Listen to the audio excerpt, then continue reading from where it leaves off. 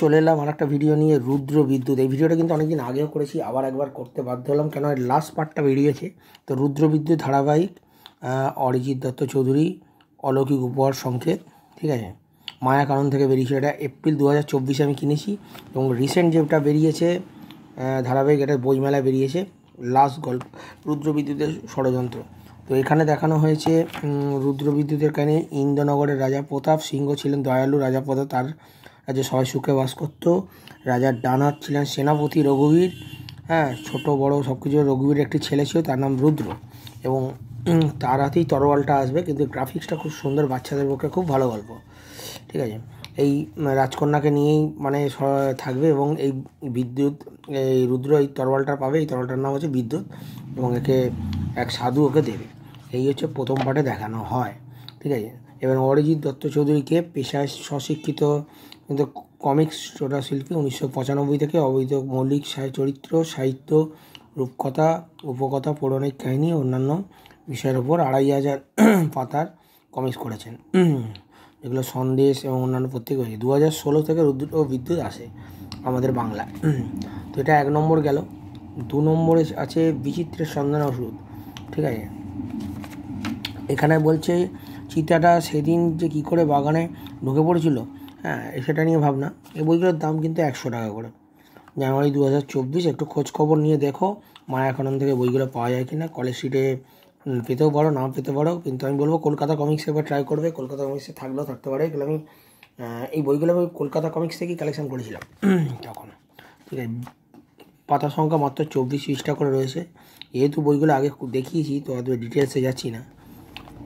3 নম্বর বই ছিল সাধু হইতে সাবধান। এক সাধু, হরিবাস সাধু, সেটা নিয়ে কাহিনী। দেখো গ্রাফিক্স দেখো, সাদা কালার ওপর খুব সুন্দর করেছে, আর্টগুলো খুব ভালো। এগুলো এআই কিনা আমি বলতে পারবো না, ঠিক আছে। আর্টগুলো খুব ভালো। এআই আসার পরে কিন্তু কমিক্সেরও কিন্তু অনেক উন্নতি হচ্ছে, ঠিক আছে, অনেক উন্নতি হচ্ছে। হাতে আঁকার থেকে 24 পৃষ্ঠা। বঙ্গানুবাদ ইন্দ্রনীল কাঞ্জিলাল। প্রথম প্রকাশ পায় টিঙ্কেল কমিক্স, ইংরাজি 2010-এ, ঠিক আছে। এবার আসছি তোমার 1, 2, 3 হলো। 4 নম্বর হচ্ছে ষড়যন্ত্র।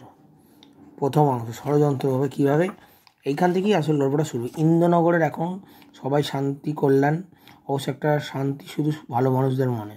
যাদের পেটে শয়তানি, তারা যেন ভালো কাটছে এমন ফলক বলা যায় না, ঠিক আছে। এই হচ্ছে ব্যাপারে যে চুরিবিদ্যা, তখনকার গ্রামের রাজরাজাদের কাহিনী।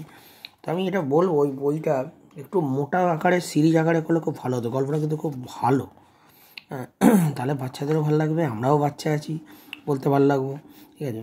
আমি অরিজিৎ দত্ত চৌধুরীকে রিকোয়েস্ট করবো, আপনি এটা একটা মানে ডাইজেস্ট টাইপের বই করুন, একটা সিরিজ, ঠিক আছে, খুব ভালো লাগবে। 24। এবারে রুদ্র বিদ্যুতের নেক্সট গল্প ধারাবাহিকের শেষ গল্প ষড়যন্ত্র শেষাংশ, যেটা বইমেলায় বেরিয়েছে, ঠিক আছে। এটা জানুয়ারি 2025। অনেকদিন পরে প্রচ্ছদ অরিজিৎ দত্ত চৌধুরী, অভিনয় অর্ক প্রচণ্ড। হচ্ছে গ্রাফিক্স। এখানে গল্পটা, তো এখানে দামটা কী করেছে একবার দেখা যাক। 100 টাকাই রেখেছে। 24 ব্যথা। প্রথম কাহিনী চক্র সমাপ্ত। এখানে মানে এরপরও কিন্তু গল্পটা আসবে, ঠিক আছে।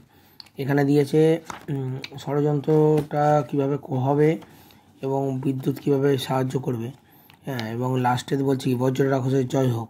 প্রথম কাহিনী চক্র সমাপ্ত, হয়তো এরপরে আসবে। এখানে কিন্তু গল্পটা শেষ হয়নি, কবে আসবে বলতে পারছি না। তো এই বইটা রিসেন্ট এসছে, আমি ছোট্ট করে একটা বিষয় দেখালাম। ভিডিওটা ভালো লাগলে চ্যানেলটিকে সাবস্ক্রাইব করো, এবং যত বড় এই বইয়ের চ্যানেলটাকে শেয়ার করো। তো আমি অভিজিৎ চ্যাটার্জি, তো দেখা হবে নেক্সট ভিডিও।